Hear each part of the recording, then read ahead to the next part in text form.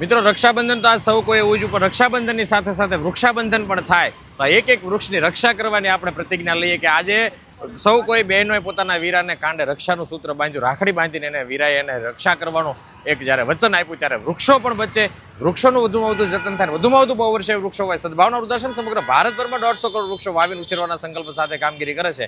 ત્યારે એક એક વૃક્ષનું જતન થાય એના માટે આજે આપણે વૃક્ષોને પણ વૃક્ષાબંધન કરશું, વૃક્ષોને પણ રક્ષા બાંધશું.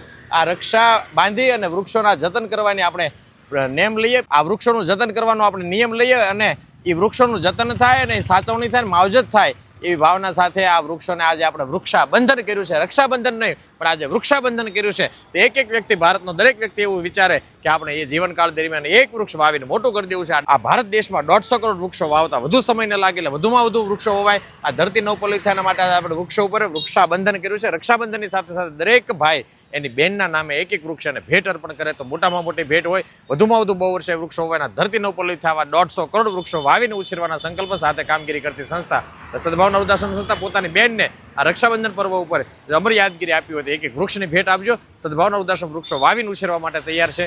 આવા વધુને વધુ બહુ વર્ષે વૃક્ષો હોવા એ જ અભ્યર્થના. રક્ષાબંધનમાં જેમ ભાઈ એના બેનના રક્ષણની જ્યારે જવાબદારી લેશે એમાં દરેક વૃક્ષની જવાબદારી આપણે લઈએ અને વધુમાં વધુ બહુ વર્ષે વૃક્ષો હોવાય એવી પ્રાર્થના સાથે મારું ગામ હરિયાળું ગામ, મારું ભારત હરિયાળું ભારત.